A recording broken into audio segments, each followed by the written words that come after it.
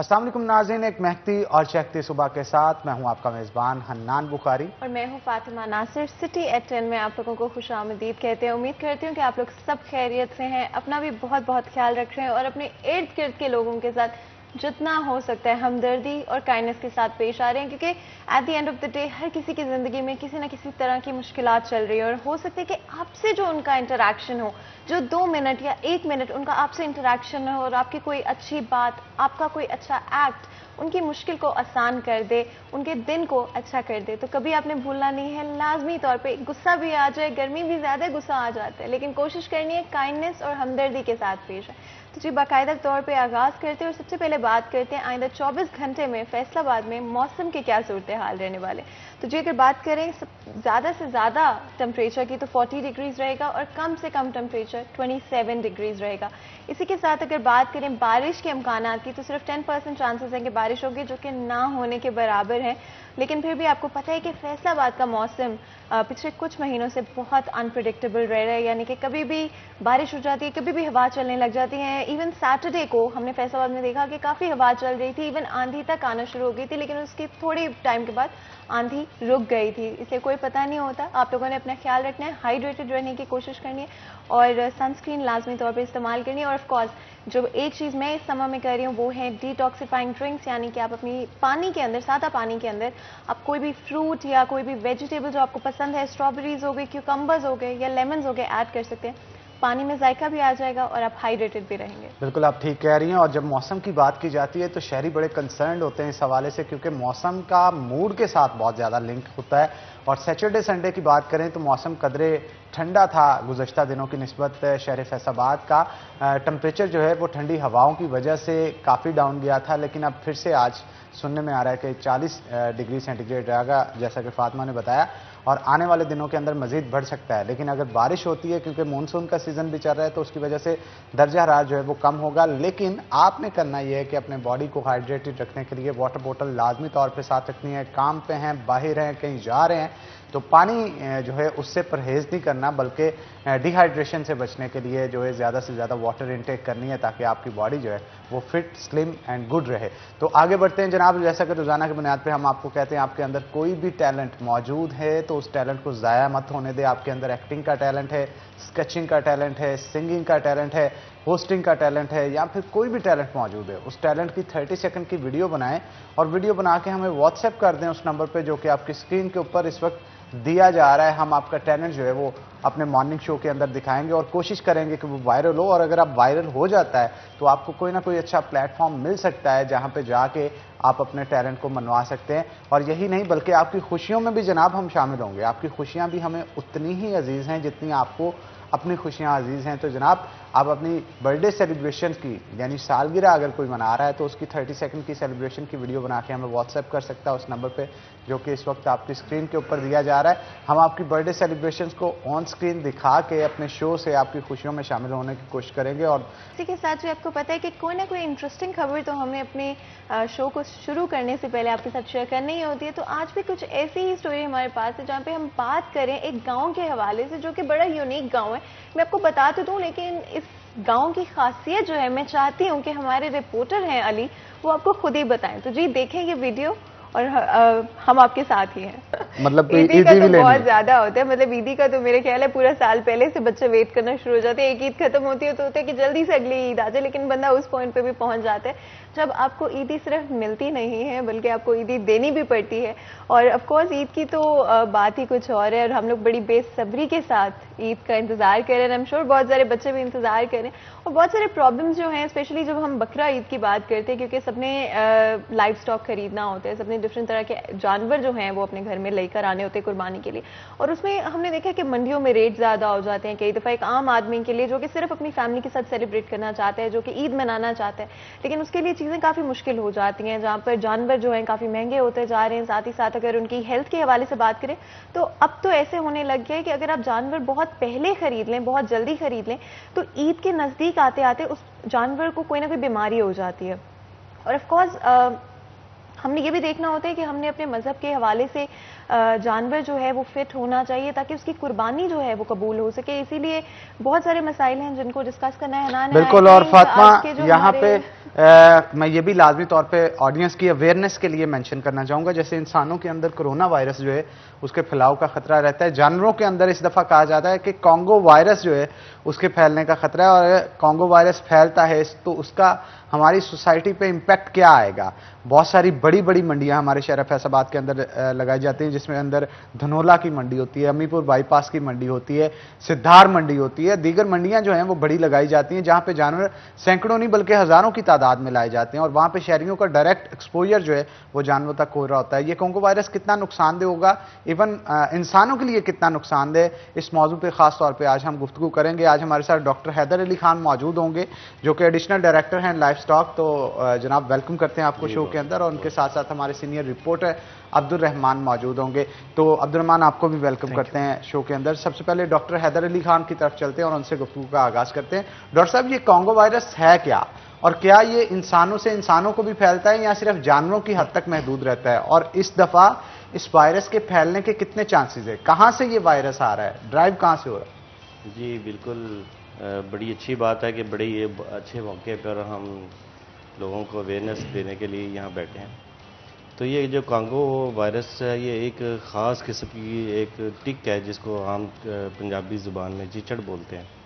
तो चिचड़ की अपने काटने से, क्योंकि जो चिचड़ है वो एक कैरियर है वायरस को लेके, वो अपने जानवर के ऊपर जाता है, फिर उसके बाद वही वायरस को लेके किसी और इंसान को काटता है, तो फिर ये फैल सकता है।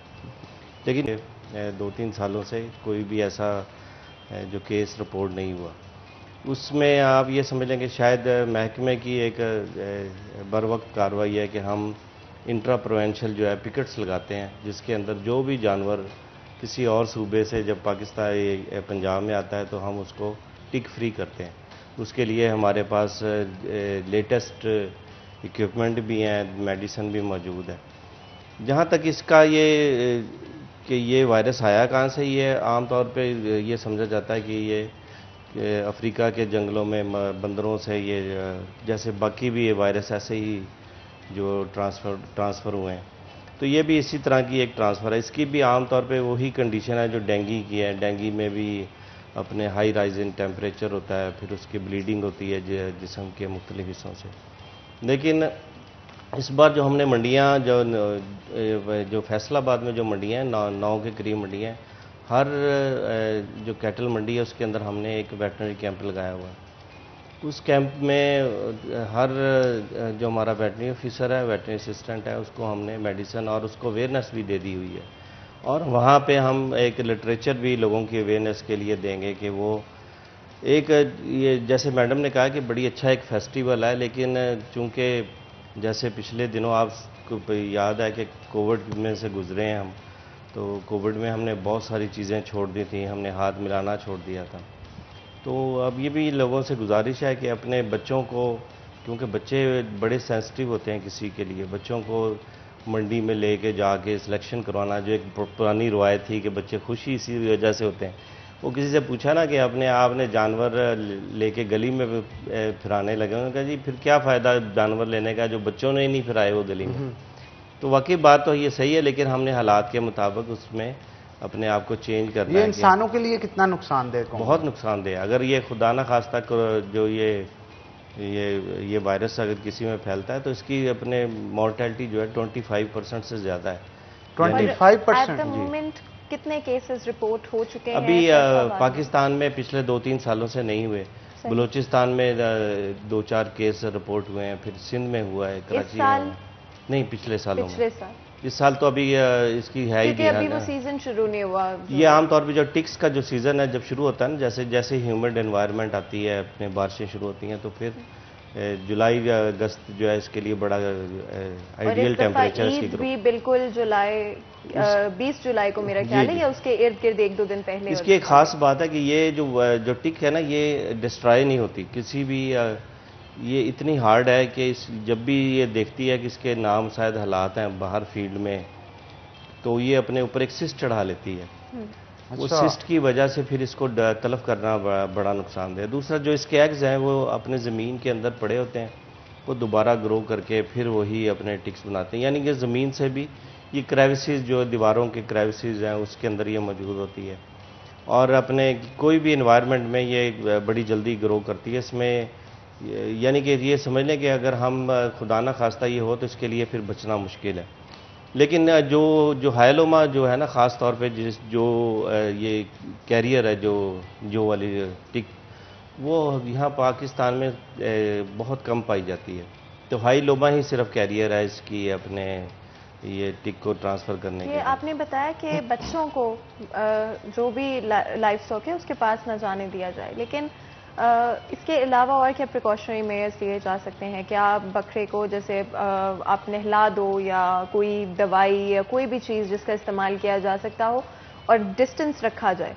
उसकी वजह बच्चों को दूर रखने की मैं इसलिए कह रहा हूँ कि हम जो स्प्रे कर रहे हैं ना वो टॉक्सिक होता है, लेकिन हम उसकी कंसंट्रेशन इतनी डाइल्यूट करते हैं कि वो ना ही फार्मर के लिए नुकसानदेह हो, ना ही अपने कंज्यूमर के लिए हो, ना ही बच्चों के लिए हो और ना ही जानवर के लिए अपने बिल्कुल लिए। आप ठीक कह रहे हैं। अब्दुल रहमान भी हमारे साथ मौजूद हैं, उनसे भी गुफ्तगू करते हैं। अब्दुल रहमान, महकमा लाइफ स्टॉक की तरफ से कोंगो वायरस से बचने के लिए क्या इख्तिमाम इस दफ़ा किया जा रहा है? मंडियों में कोई स्पेशल स्टॉल्स लगाए जाएंगे जहां पे जो भी जानवर आएगा उसे सैनिटाइज करके या किसी तरह अंदर लाया जाएगा? बी श्योर किया जाए कि इस पे ऊपर या इसके अंदर जो है ये वायरस मौजूद नहीं है। इसके लिए क्या स्ट्रेटजीज बनाई गई?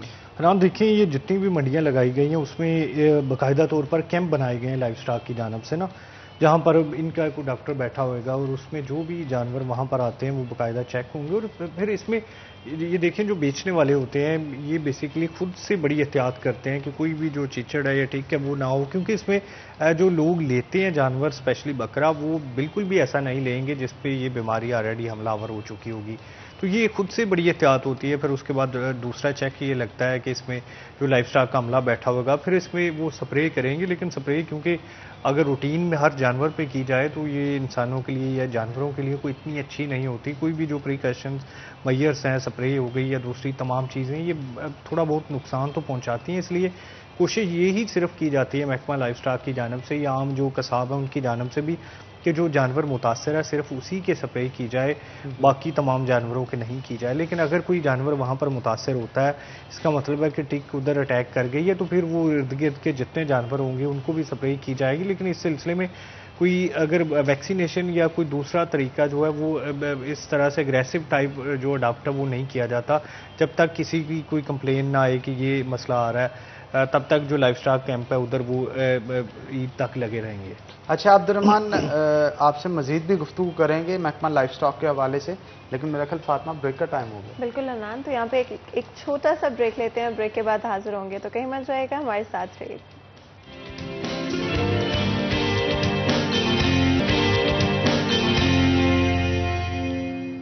Welcome back. सिटी एट 10 में आप लोगों को एक दफ़ा फिर खुशामदीद कहते हैं। आज बात कर रहे हैं एक ऐसी बीमारी के हवाले से जो कि स्पेशली लाइफ स्टॉक को इफेक्ट करती है। जैसे जैसे ईद करीब आती जा रही है और बहुत सारे लोग ऑलमोस्ट खरीदने वाले हैं जानवर। कुछ लोग पहले खरीद लेते हैं, कुछ लोग ईद की ज़रा करीब जाके खरीदते हैं, बट दोनों केसेस में जिन लोगों के घरों में बच्चे खास करके मौजूद होते हैं उनका कॉन्टैक्ट जो है जानवरों के साथ ज़्यादा रहता है, जिसकी वजह से कोई भी वालिदैन, कोई भी घर वाले ऑफकोर्स टेंशन लेंगे कि किस तरह से अपने बच्चों को बचाया जा सके। मैं बात कर रही हूँ कांगो वायरस की, जो कि स्पेशली पाकिस्तान के अंदर अगर देखें तो पिछले साल कुछ केसेस सिंध और बलूचिस्तान के अंदर देखने को नजर आए। मजीद गुफ्तगू करते हैं और पूछते हैं कि अगर किसी जानवर को कांगो वायरस हो भी और आपको पता चल जाए और जानवर अब आपके घर में आ चुका है, तो उसके बाद क्या किया जा सकता है? किस तरह से एक तो पहले बच्चों को दूर रखा जाए, क्या इकदाम किए जाए, और स्पेशली क्या ट्रीटमेंट के हवाले से कोई भी ऐसी चीज़ है जो कि जानवर को दी जा सकती हो?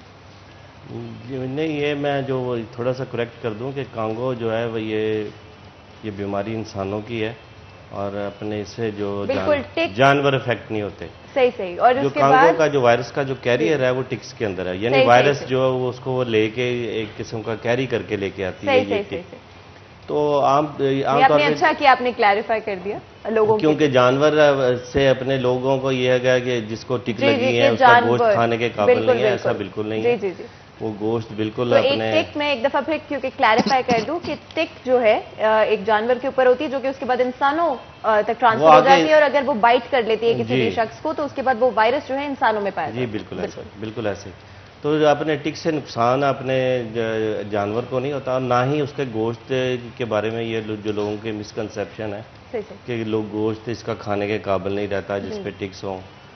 तो हम तो सिर्फ अभी कह रहे हैं कि एहतियाती तदाबीर हमें करनी चाहिए, बजाय इसके कि हम किसी एक्सट्रीम की तरफ देख के जो वापस आए। हम एहतियात जो है कहते हैं इलाज से बेहतर है, तो हमने एहतियात ये करनी है कि जो टिक वाला जानवर है, जैसे ही किसी भी जानवर पे चाहे किसी किस्म की भी कोई टिक हो, तो हमारा एक अपने पूरा एक सिस्टम है, हमारी एक हेल्पलाइन मौजूद है। उस हेल्पलाइन पे वो फ़ोन करेंगे, हमारा अमला उसी वक्त, क्योंकि इस बार हम बल्कि हर साल हम यही करते हैं कि हम मोबाइल वेटरनरी डिस्पेंसरीज जो हैं उनको एलोकेट कर देते हैं कि वो सिटी के अंदर हर कंप्लेंट के ऊपर, हर फ़ोन कॉल के ऊपर उसके डोर स्टेप पे जाएं, ना कि उसे कहा जाए कि तुम जानवर लेके अपने हॉस्पिटल में आओ। अच्छा डॉक्टर साहब, ये भी बताइएगा कितना अमला है जो कि इस दफ़ा बड़ी ईद पे लगाया जा रहा है? कितनी मंडियां लगेंगी, कितनी मंडियों में कितने लोग होंगे लाइफ स्टॉक के जो कि सर्व कर रहे होंगे, और इसके अलावा जो लोग मोबाइल वैन्स पे होंगे शहर के अंदर सर्व कर रहे होंगे, वो कितने लोग होंगे? जी बिल्कुल, हम जितनी डिस्पेंसरीज में हमारा एक डॉक्टर है और 2 वेटनरी असिस्टेंट हैं, और फिर हमारा वहाँ से हेल्पिंग स्टाफ वहाँ पे मौजूद है जो अपने ऑफ एंड ऑन मंडी के अंदर निकलता है। जो नए जानवर अपने ट्रक से उतरते हैं उसको वो स्प्रे करता है। और जो हमारी मोबाइल डिस्पेंसरी वो भी फुली इक्विप्ड है, उसमें मेडिसिन और अपने ये स्प्रे वाली हर चीज़ मौजूद है, और फर्स्ट एड भी मौजूद है। अगर किसी का कोई जानवर कहीं पे गिर के कोई ज़ख्मी हो गया या कोई और हो गया, आजकल आम बुखार वगैरह की बड़ी आम शिकायत होगी जब ये लोग लेके आएंगे, क्योंकि ये गांव से जानवर आते हैं और आते ही अपने लोग समझते हैं कि इनको हम जो भी खिलाएंगे ये खा लेंगे।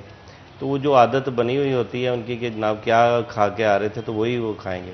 तो उसके लिए इतना घबराने की ज़रूरत नहीं है कि फौरी तौर पर डॉक्टर के पास भागे जाए, ये खा नहीं रहा, तो वो आहिस्ता आहिस्ता अपने क्लेमेटाइज़ करेगा अपने आप को, फिर वो अपने जो भी देंगे वो खाएगा।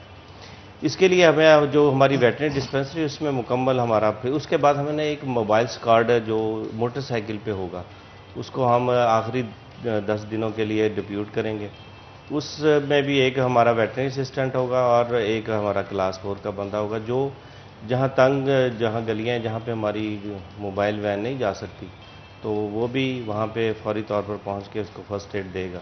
बिल्कुल, अब्दुर्रहमान भी हमारे साथ मौजूद है। अब्दुर्रहमान, अगर हम बात करें जानवरों के हवाले से, एक और सवाल दिमाग में आता है कि बहुत सारे लोग जो जानवर थोड़ा जल्दी खरीद लेते हैं, उनको कोई ना कोई मसाइल पेश आना शुरू हो जाते हैं। जैसे जैसे वक्त गुजरता जाता है जानवर की तबीयत, स्पेशली अगर हम देखें उसकी जो हेल्थ है वो ख़राब होना शुरू हो जाती है, कई सारी वजूहत, और या कमज़ोर होने लग जाता है जानवर। इसके पीछे क्या वजह है? अगर एक जानवर आप खरीद रहे हो और जब आपने खरीदा है तो वो बिल्कुल सही है, बिल्कुल फिट है, उसका वेट हो गया, जो भी प्रोपोर्शंस है वो बिल्कुल सही, लेकिन एक दफ़ा उसको घर ले आया जाता है तो आखिर वो पतला होने लग जाता है, साथ ही उसका वेट लॉस होने लग जाता है, या कोई ना कोई बीमारी जो है उसको इफेक्ट करने लग जाती है। और जिन लोगों ने पैसे खर्च करके अपनी आमदनी जो है उस पर लगाई होती है, तो उनके लिए तो बड़ा मसला हो जाता है, उनको टेंशन होना शुरू हो जाती है कि अब हमने किस तरह के सूरत हाल में। देखिए फातिमा, ये तो एक आम सी बात है ना कि मतलब अब सराइकी बैठ से कोई जानवर आया है, अब गाड़ी पे बैठ के थका भी होगा, फिर उसमें उधर वो बाड़े पे होगा, इधर मंडी में खुले में होगा, फिर जो घर में ला के उसे पार्किंग में या पोर्ट में खड़ा कर देना, फिर इर्द गिर्द इतने बच्चे होते हैं, वो फेमिलियर नहीं होता स्टार्ट में ना, काफ़ी दिन तक घबराया रहता है, चाहे बकरा हो या बैल हो, चाहे ऊँट हो, कोई भी हो, तो वो बड़ी परेशानी होती है। बट जानवर इतने ज़्यादा इंसानों को करीब से देख के वैसे भी घबरा जाते हैं और कई बार एग्रेसिव भी हो जाते हैं, स्पेशली जो कलर्ड कपड़े पहने होते हैं शहरों में लोगों ने ना। ये गांव देहात में जो पले होते हैं जानवर, ज़्यादातर लोग जिन्हें पालते हैं वो एक ही रंग के मोमन कपड़े पहने होते हैं ना उधर। फिर जब ये कलर्ड कपड़े देखते हैं, अग्रेसिव भी होते हैं, परेशान भी होते हैं, खाना पीना भी छोड़ देते हैं, तो ये बेहतरीन हाल होता है कि इन्हें अकेला छोड़ा जाए ना। इतनी ज़्यादा जो तवज्जो बच्चे इन्हें दे रहे होते हैं या बड़े दे रहे होते हैं, तंग कर रहे होते हैं, एग्जैक्टली, वो अपनी तरफ से तो उन्हें तवज्जो दे रहे होते हैं लेकिन वो तंग हो रहे होते हैं ना, मतलब। तो ये एक्चुअली इतनी ज़रूरी नहीं होती। वो लाए आप जगह बनाइए, उधर बांध दिया है, चारा डाल दिया, वो खुद ही खा लेगा, पानी पी लेगा, इतनी ज़्यादा उसे घुमाना फिराना, क्योंकि वो आदी नहीं है इसका। अगर तो खुद से पाला हुआ है फिर तो वो आदी होगा, फिर तो कोई मसला नहीं है, लेकिन आपने ख़रीदा है, वो बाड़े में पला हुआ है, तो वो इस सब सारी जो आओ भगत का वो आदी नहीं होता। अच्छा अब्दुर्रहमान, फैसलाबाद वेस्ट मैनेजमेंट की जानब से क्या स्ट्रेटजी इस दफ़ा बनाई गई है? बड़ी ईद के आते ही पूरा शहर जो है वो जैसे ही ईद गुजरती है तो देखने लायक होता है कि हर फुटपाथ के ऊपर जो है वो लाशें पड़ी हैं, रोड्स के ऊपर भी लाशें पड़ी हैं, 3-3 दिन उठाया नहीं जाता उनको, बदबू और ताफुन की वजह से इलाका पूरा जो है वो परेशान होता है। इस दफ़ा क्या स्ट्रेटजी बनाई गई? देखिए हनान, फैसलाबाद वेस्ट मैनेजमेंट कंपनी की जो कारकर्दगी है काशिफ आवान के होते हुए कुछ बेहतर रही है माजी से, तो ये उम्मीद की जा रही है इस बार भी बेहतरी होगी। उन्होंने अपना नंबर दिया होता है कि जो भी लाशें हैं वो फौरी फ़ोन करें, उठा ली जाएंगी, और ये एक्शन भी कई बार होते देखा है। तो उसके अलावा जो उनकी टीमें हैं मुसलसल, उन्होंने 3 दिन छुट्टी बंद की होती है, जितनी भी टीमें हैं कोई भी छुट्टी नहीं होती, तो वो 3 दिन तक इधर ड्यूटी पे रहती हैं। सबसे ज़्यादा जो जोर है वो पहले दिन पे होता है, क्योंकि पहले दिन कुर्बानियाँ सबसे ज़्यादा हो रही होती हैं, फिर दूसरे दिन उससे कम, तीसरे दिन तो बिल्कुल कम हो रही होती हैं। तो ये उनकी जानब से प्लान किया गया कि तमाम अमला ड्यूटी पर रहेगा। इसके अलावा रिक्शे जो हायर किए जा रहे हैं, लोडर रिक्शे, वो किराए पे 3 दिन के लिए लिए जाएंगे, ताकि कहीं पर भी जो कोई लाशें हैं उनकी कॉल आती है या सिटीजन पोर्टल पे जाती हैं या किसी भी जो कंप्लेंट सेल पे जाती हैं, कोई मीडिया पे खबर चलती है, उधर एक बाकायदा कंट्रोल रूम बनाया होता है जिसमें तमाम चैनल्स चल रहे हैं, ताकि उन पे भी आ जाए। कोई कंट्रोल रूम पे एक नंबर दिया उन्होंने, उस पर अगर कोई शहरी कॉल कर ले तो उसकी उधर से किया जाता। लेकिन फिर भी ये फैसलाबाद देखें काफ़ी अभी बड़ा हो चुका है। वो अपने रोना रोते हैं हर महीने कि उनके पास फंड्स की कमी है, कभी तनख्वाहें अदा नहीं हुई, कभी मशीनरी कम पड़ गई, और फिर जो इस वजह से ये इश्यूज़ भी सामने आते हैं। लेकिन उम्मीद की जा रही है कि इस बार जो तैयारियां पहले से बेहतर होंगी। लेकिन क्योंकि अभी मानसून भी साथ में शामिल हो गया और ईद के मौका पर अगर बारिशें होती हैं तो ये यकीनन बड़ा चैलेंज होगा इंतज़ामिया के लिए कि इन हालात से निपटे, क्योंकि जब पानी होता है तो उसमें जो इमदादी सरगर्मियाँ वो भी इतनी ज़्यादा तेज़ी से नहीं हो रही होती। फिर हनान में सबसे जो अहम बात शहरियों को कहूँगा, कोई ये शहरियों पर बड़ा डिपेंड करता है कि अपने घर की जो लाशें उठा के घर से बाहर फेंक देते हैं या सड़क पे फेंक देते हैं। ये देखिए कहीं बाहर से नहीं आ रही होती, हम खुद ही ऐसा कर रहे हैं कि अपनी लाशें घर की उठा के घर के बाहर सजा देते हैं, सीवरेज में फेंक देते हैं, सीवरेज बंद हो जाता है। इसके लिए अगर कोई नहीं आता, टीम कंपनी नलायकी बरतती है, नहीं आती, तो फिर भी इसको किसी साइड पे रखा जा सकता है ताकि जब आए वो रिमूव कर दी जाए। जहां कूड़ा स्टैंड बने हुए हैं वहां पर उठा के फेंकी जा सकती है। लेकिन पिछली दफा तो बैग्स भी डिस्ट्रीब्यूट किए गए। एग्जैक्टली, इस बार भी करेंगे, लेकिन इतने ज्यादा बैग हो नहीं सकते। देखिए फैसलाबाद में कई हज़ार लोग जो है वो कुर्बानी देंगे, तो शहर में ज्यादा फोकस्ड होता है। लाखों रुपए की मालियत का अगर अब्दुर्रहमान ये खरीद सकते हैं तो मेरा ख्याल वहाँ पे स्टॉल्स होने चाहिए जो कि बैग्स भी प्रोवाइड करें। और ये क्या आपको नहीं लगता कि रूल इंप्लीमेंट कर देना चाहिए कि जब भी कोई जानवर बेचता है तो उसको साथ में एक कम्प्लीमेंट्री बैग भी फराहम करे कि इसकी अलाइश जो है, मतलब अगर कोई 2 लाख रुपए का बैल खरीद रहा है तो 2 लाख के बैल के साथ एक 100 रुपए का बैग नहीं वो प्रोवाइड कर सकता जिसमें वो लाशें रख सके ईद के दिन। इस तरह की गवर्नमेंट की तरफ से, इंतजामिया की तरफ से कोई स्ट्रेटजी होनी चाहिए। हनान देखिए, ये तो बड़ी आइडियल सूरत हाल है ना, हमारी जो आवाम है वो इतनी आइडियल सूरत हाल में रहने की आदी नहीं है। ये तो शॉपिंग बैग नहीं अपना एक लेते ना। देखें प्लास्टिक बैग के खिलाफ कितनी कंपेन चली है कि ये तलफ नहीं होता, कई हज़ार साल लग जाते हैं, फिर जाके ये ज़मीन में ख़त्म होता है, जगह घेरता है। तो इसके लिए आप दूसरे बैग रखे जाएं। करना तो जनाब इन्होंने नहीं है। मैं चाह रहा हूँ इंतजामिया इस पे एक्शन ले। जिस शख्स ने जानवर 2 लाख का बेचना है उसके साथ कॉम्प्लीमेंट्री करार दिया जाए कि आप देंगे जनाब अपने कस्टमर को, फ्री ऑफ कॉस्ट देंगे। उसमें जानवर की कॉस्ट में ही अगर उसे ऐड कर लिया जाए तो फिर हर शख्स की मजबूरी होगी, जो जानवर खरीदेगा ऑटोमेटिकली वो व्यापारी उसको बैग भी फराहम करेगा।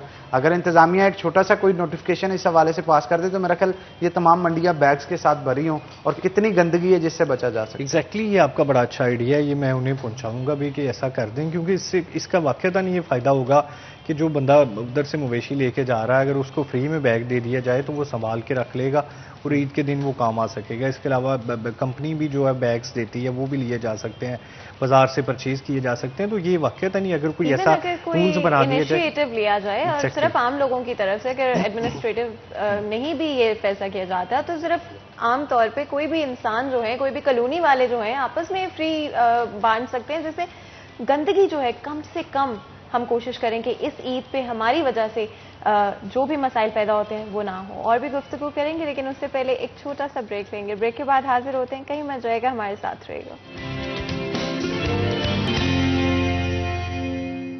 वेलकम बैक नाज़रीन। ब्रेक के बाद खुशामदीद। डॉक्टर साहब हमारे साथ मौजूद है, मजीद गुफ्तगू उनके साथ करते हैं। डॉक्टर साहब, अगर कोई जानवर जख्मी हो जाता है किसी वजह से तो उसके लिए क्या स्ट्रेटजी बनाई जाएगी? क्या उसको घर पे ही फर्स्ट एड दी जाएगी या फिर आपकी टीम की तरफ से, या फिर उसको लाया जाएगा महकमा लाइफ स्टॉक का जो कोई भी सेंटर बनाया जाएगा वहाँ पे? जी बिल्कुल, उसमें किसी को भी लाने की ज़रूरत नहीं है। जानवर किसी भी हमारे हॉस्पिटल में या किसी भी हमारी फैसिलिटी पे हमारा अमला खुद वहाँ पे पहुँचेगा। और ये एक और बात मैं जो कहता चलूँ कि ये फ्री ऑफ कॉस्ट है। इसके लिए कोई भी एक भी पैनी अगर हम किसी से कोई तलब करता है, हमारा अमला तलब करता है, तो हमें फौरी तौर पर हमारा एक हेल्पलाइन भी है और एक हमारा कंट्रोल रूम भी है। किसी पे भी आप इतला दे सकते हैं कि जनाब इसने हमारे से पैसे लिए। तो कोई भी ज़ख्मी होने की सूरत में या किसी भी अपने बीमारी की सूरत में, छोटी मोटी बीमारियां हर जानवर को जब ये लेके जाते हैं, अपने कोई डाइजेशन का, किसी को अपने डायरिया हो गया, ये सारी चीज़ें ये चलती हैं। इसकी भी दवाई हम उसको उसके घर पे देंगे, उसको बुला के नहीं देंगे। उसके लिए उससे कोई भी पैसा हम तलब नहीं करेंगे। इसके लिए वाफर दवाई हमारे पास इस वक्त मौजूद है। हम इस वक्त चूँकि हम एंटीबायोटिक्स नहीं लगाते कोई भी ऐसी मेजर डिजीज़ की, क्योंकि इसके फिर रेजिडुअल इफेक्ट जो है गोश्त के अंदर अपने ज़ाहिर होना शुरू हो जाते हैं, हम डिस्करेज करते हैं। लेकिन लाइफ सेविंग के लिए कहीं कोई ऐसी ज़रूरत पड़े कि जहाँ पे हमें लाइफ ज़िंदगी बचानी पड़े जानवर की, तो फिर हम ये वाले भी दूसरी मेडिसिन भी, स्टीरॉयड भी देने पड़ते हैं बाज़ दफ़ा। तो इसलिए अपने कोई ऐसी यानी कि कमी नहीं है। पूरा अच्छा डॉक्टर साहब, कोई इस तरह की स्ट्रेटजी आपकी तरफ से बनाई जाती है कि मंडी के अंदर जो भी जानवर आ रहे हैं उन्हें चेक किया जाए? क्योंकि बाद दफ़ा शहरी जो वहाँ पे ख़रीदने जाते हैं उनको इतनी नो हाउ नहीं होती कि कैसा जानवर खरीदना है, क्या करना है, क्या नहीं करना है। ये कहा जाता है कि ज़ख्मी जानवर की कुर्बानी भी शायद जायज़ नहीं होती। तो अगर वो ज़ख्मी जानवर किस तरह से जज करे? अगर उसे नहीं ज़ख्म नज़र आता, घर के नज़र आए, वापस जाए, तो वो व्यापारी ही वहाँ पे मौजूद ना हो, तो उसके लिए कोई स्ट्रेटजी बनाई गई है कि मंडी के अंदर जो जानवर दाखिल होंगे उनको गवर्नमेंट की तरफ से कोई चेक किया जाए, चेक एंड बैलेंस? बिल्कुल ऐसा ही है। जैसे ही वो मंडी के अंदर हमारी चूँकि जो चेक पोस्ट होती है जो मंडी में, बिल्कुल गेट के ऊपर हमारा अमला बैठा होता है। तो जैसे ही वो जानवर उतरते हैं, पहले तो उस पर एग्जामिन किया जाता है कि इसके अंदर कोई टिक्स वगैरह तो नहीं है। और दूसरी बात फिर कि ये अगर इसके कोई बीमारी है या ये चलने में है। फिर एक ख़ास तौर पे एक और बीमारी है जो बड़ी जल्दी एक से दूसरे में लगती है ना, वो फुट एंड माउथ है, जिसको हम आमतौर पे मुँह खुर कहते हैं। तो मुँह खुर का जो जानवर अगर मंडी में एक आएगा तो सारे जानवरों को वो मुँह खुर कर देगा। उससे चाहे इंसानों को नुकसान शायद ना भी होता हो, लेकिन अपने बाकी जानवर इफेक्ट होंगे और उनकी जो अगले 10-15 दिन है उसके अंदर उनकी अपने सारी परवरिश रुक जाएगी। उसके बाद हम जब जानवर उतर जाता है, फिर उसको हम अपने उसे कहते हैं ये चला के लेके जाते हैं जहाँ भी उन्होंने बाड़े में जहाँ के पहुँचाने, वो तो उसके हम सारा ये एग्जामिन कर रहे होते हैं, सारा सिस्टम उनका कि इस वक्त अपने। और एक और बात, जो फीमेल भी बाज़ दफ़ा ख़रीदो फरोख्त के लिए आती हैं, तो उसकी हमारा वहाँ से एक आर्टिफिशियल इंसेमिनेशन टेक्नीशियन भी मौजूद होता है जो बताता है कि ये प्रेग्नेंट है। प्रेग्नेंट जो एनिमल है उसकी अपने कुर्बानी जायज़ नहीं है, तो अगर वो प्रेग्नेंट है तो उसको फिर वापस कर दिया जाता है कि प्रेग्नेंट है। या फार्मर की डिमांड पे भी हम चेक करके दे देते हैं कि अगर वो फीमेल को ख़रीद रहा है तो।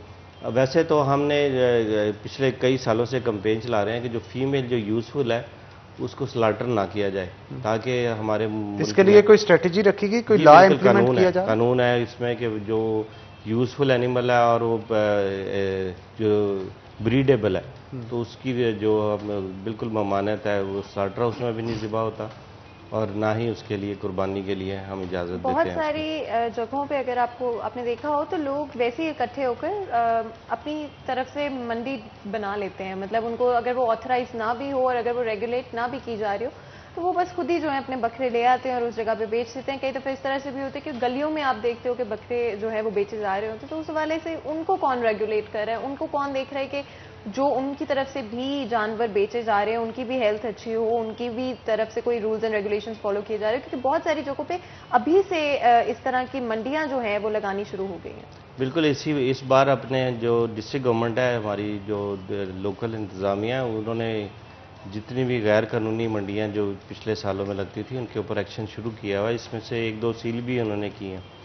तो बिल्कुल जो 9 डेजिग्नेटेड मंडी हैं उसके अलावा कोई जानवर बेच रहा है तो वो इलीगल है। वो उसके लिए एक मैकेनिज़्म मौजूद है, आप रिपोर्ट भी कर सकते हैं और जो हमारा इदारे हैं वो चेक भी कर सकते हैं। अगर कोई सेल कर रहा है तो उसके लिए उसे पकड़ा भी जा सकता है, उसका जो सारा वो है वो कन्फिस्केट भी किया जा सकता है। तो बिल्कुल इजाज़त नहीं है 9 मंडियों के अलावा कहीं भी बेचने की। और जानवरों के हवाले से अगर बात करें तो एक दफ़ा आप उनको घर में ले आते हो, बहुत सारी वजूहात से उनको कोई ना कोई बीमारी होना शुरू हो जाती है या वो कमज़ोर होना शुरू हो जाते हैं, तो किस तरह से आइडियल तौर पे जानवर का ख्याल रखा जाए, क्या जो है चीज़ें दी जाए, अगर उसको जो भी खुराक दी जा रही है कहाँ से खरीदी जाए, पानी के हवाले से कितना पानी दिया जाए, कई दफ़ा होता है लोग ज़्यादा पिला देते हैं, कम पिला देते हैं, किस तरह से थोड़ी सी अगर आप गाइडलाइंस प्रोवाइड कर सकें उन लोगों के लिए जो जानवर अपने घरों में रखते हैं। असल में जब ये जानवर जहाँ से आते हैं ना, वहाँ का क्लाइमेट के बारे में किसी को कुछ नहीं पता होता कि यहाँ से पीछे क्या खाते हुए आए हैं। एक जानवर की आदत बनी होती है कि उसने रोज़ अपने बंडा खाना है ये, तो जब घरों में आते हैं तो हर बच्चा उसके आगे अपने चने की दाल की ट्रे और अपने दूध और पता नहीं क्या क्या लेके, घर का खाना भी खिला दिया जाता है। घर का खाना भी खिलाते हैं, तो वो उनके अपने नहीं है ना, उनका हाजमा इस कदर अपने, या तो होता ना कि या पिछले सालों में सारा ये लगातार यही खाते आ रहे हो। तो बहुत से लोग अपने जानवर पालते भी हैं, ये चीज़ें मुरब्बे वगैरह बादाम खिला के भी पालते हैं। तो ये चूँकि जानवर जो मंडियों में आते हैं, ये गांव से आमतौर पे घरों में जो जानवर जो चारा मौजूद होता है वही खाते हुए आते हैं। बिल्कुल आप ठीक कह रहे हैं। अब्दुर्रहमान भी हमारे साथ मौजूद हैं। अब्दुर्रहमान, क्या कहेंगे, म्युनिसिपल कॉर्पोरेशन की तरफ से क्या स्ट्रेटजी इस दफ़ा बनाई गई है ऐसे लोगों के लिए जो कि फुटपाथों के ऊपर मंडियाँ लगा लेते हैं? देखिए हनान, जो यहाँ पर मुकामी हुकूमतें उनकी जानब से जो मंडियाँ 9 लगाई गई हैं उनमें तमाम सहूलियात मुफ्त प्रोवाइड की जा रही हैं, लेकिन जो लोग ऐसी ही मंडियाँ लगा रहे हैं बगैर इजाज़त के शहरी हदूद में या जो गलियों में बेच रहे हैं, तो उनके खिलाफ कार्रवाई अमल में लाई जाती है, उनके जानवर पकड़ लिए जाते हैं, फिर उन्हें जुर्माने किए जाते हैं ताकि यहाँ से हटा ली जाएँ। FIRs भी दी जाती हैं, माजी में भी हमने देखा FIRs होती हैं, लेकिन क्योंकि 9 मंडियों के अलावा जो लोग ये आसानी से समझते हैं कि अपने करीबी इलाके में या अपने मोहल्ले में अगर कोई जानवर आ गया तो उनका कितना खर्चा बच रहा होता है, इस वजह से वो उधर से लेने को बेहतर समझते हैं। और फिर जो मंडियां गैर कानूनी तौर पर लगी होती हैं उनको 1-2 दफ़ा रिमूव करके हमारी ज़िला इंतज़ामिया या कॉर्पोरेशन मुकामी हुकूमतें वो समझ लेती हैं कि हमारा काम हो गया। इतनी ज़्यादा कार्रवाई अमल में नहीं लाई जाती, क्योंकि ये 10 दिन का जो काम है वो पीक पे होता है इनका ना, वो अपनी अप्रोच भी करते हैं, सियासी मुदाखलत भी होती है, तो ये इसे ही चलता रहता है इंतज़ामिया में और कसाबों के दरमियान, जो मंडी ऑर्गेनाइज़र है उनके दरमियान, कभी लगा ली, कभी उखाड़ ली, कभी पर्चा दे दिया, जुर्माना हो गया, फिर वो उधर दूसरे दिन बैठे होते हैं, क्योंकि अब ज़िला इंतज़ामिया इनको तो डील ही नहीं कर सकती ना, फिर उन्हें पता भी होता है कि 10 दिन है, कोई कंप्लेन करता है तो उनके खिलाफ कार्रवाई अमल में लाई जाती है। लेकिन ये शहरियों पे भी डिपेंड करता है कि वो हमेशा उस मंडी में जाएं जो कानूनी हो, क्योंकि देखिए उन्होंने ये कुर्बानी सवाब के लिए करनी है, तो कानूनी मंडी में जो कॉर्पोरेशन है या ज़िला इंतज़ामिया वो तमाम जो सर्विसेज है वो फ्री मुहैया कर रहे होते हैं, डॉक्टर्स भी उधर बैठे होते हैं, इधर इसके अलावा जो महकमा सेहत के डॉक्टर्स भी उधर होते हैं, किसी को कोई मसला बने तो तमाम डिपार्टमेंट उधर लगे होते हैं, इसके अलावा रेस्क्यू वाले भी हैं उधर, तो वो एक प्रॉपर मंडी होती है जहाँ सायादार टेंट भी होते हैं, पानी भी होता है, चारा भी उधर मुहैया किया जाता है। लेकिन जो गैर कानूनी मंडी है वहाँ तो कुछ भी नहीं होता, रिस्क है वहाँ पे छापा पड़ जाए, कभी कोई जानवर अगर बीमार निकल आए, कोई जानवर उन्होंने। मैं यहाँ पे पूछना चाह रही हूँ कि जो ऑथराइज्ड मंडियाँ हैं, ये लीगल कोई मंडी है तो उसमें कोई जानवर को लाने से पहले भी चेक किया जाता है, और जो ये लोग होते हैं जिन्होंने ये जानवर पाले होते हैं या लेकर आने होते हैं, तो क्या उनसे पहले से बात की जा रही होती है या किसी तरह की क्या रिक्वायरमेंट्स क्या होती हैं कि किस बेसिस के ऊपर उनको इजाज़त दी जाती है कि वो मंडी के अंदर आकर अपने जानवर जो हैं वो बेच सकें?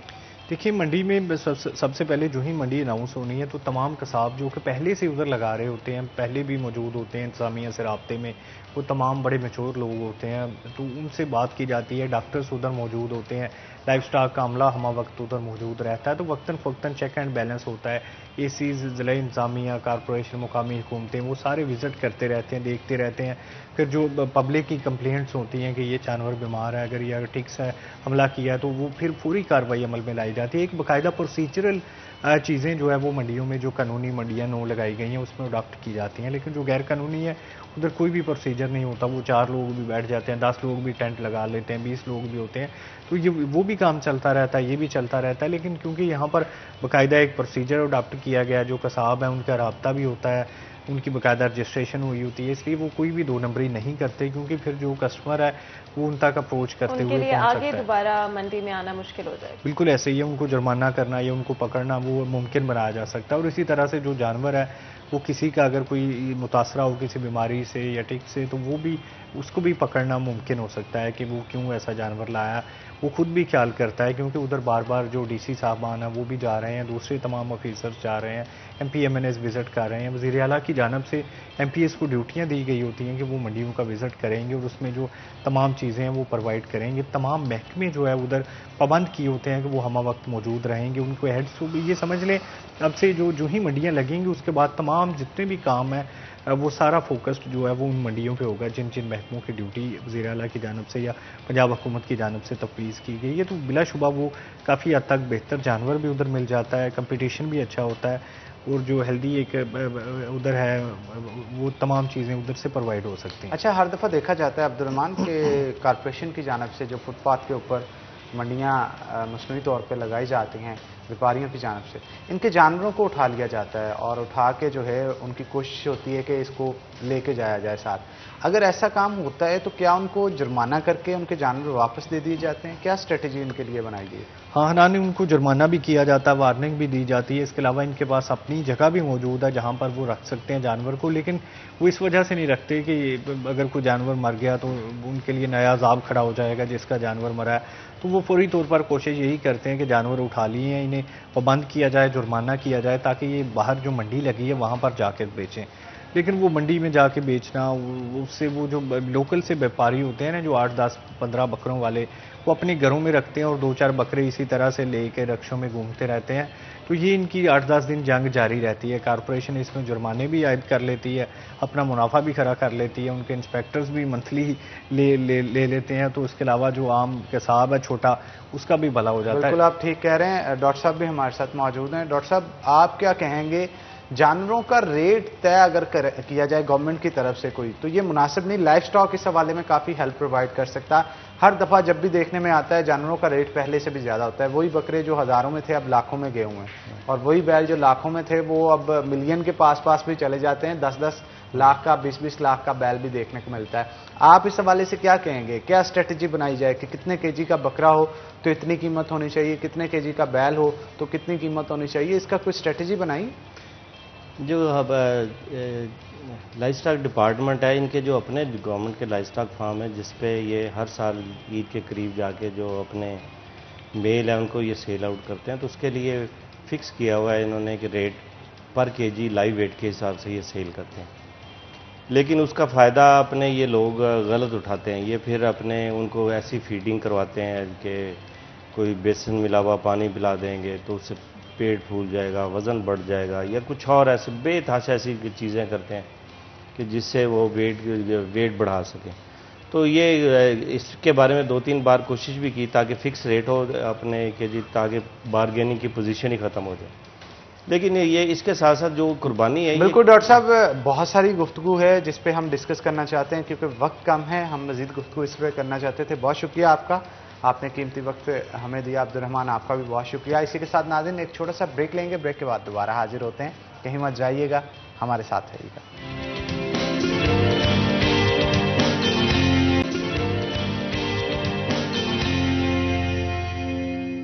वेलकम बैक नाज़रीन, ब्रेक के बाद खुश आमदीद। नाज़रीन, आपको बताते चलें, फातिमा आपको भी मैं बताता चलूं, जैसे कि आपको पता भी है, मौलाना तारिक जमील साहब जो कि हमारे मारूफ आलिम दीन हैं, उनकी जानिब से शहर फैसलाबाद के अंदर 5th MTJ की ब्रांच जो है चैनमन रोड पे खोल दी गई है, जहाँ पे जाके सैटरडे को, क्योंकि सैटरडे को उसकी ओपनिंग थी, तो मैंने और फातिमा ने जाके वहाँ पे शॉपिंग भी की है। और आज हमने जो आउटलेट पहना है वो ख़ास तौर पे जो शलवार कमीज़ पहनी है, जो वेस्टकोट पहनी है, और जो फातिमा ने शलवार कमीज़ पहनी है, हमने उसकी जो शॉपिंग है वो मौलाना तारिक जमील साहब की शॉप से की है। और हम आपको भी यही कहेंगे, बड़े फाइन फैब्रिक के, क्वालिटी के और अच्छी क्वालिटी के जो सूट्स हैं वहाँ पे अवेलेबल हैं। अगर आप भी चाहते हैं ज़बरदस्ती परचेजिंग करना तो वहाँ पे आप जा सकते हैं, क्योंकि होम टाउन है मौलाना साहब का शहर फैसलाबाद, और 5th ब्रांच है जो कि चैनमन रोड पे ओपन की गई है। इससे पहले लाहौर, कराची समेत जो है वो दीगर शहरों के अंदर भी ओपन की गई है, और 5th ब्रांच जो है वो फैसलाबाद के अंदर ख़ास तौर पे खोली गई है। लाहौर एम्पोरियम के अंदर भी मौजूद है।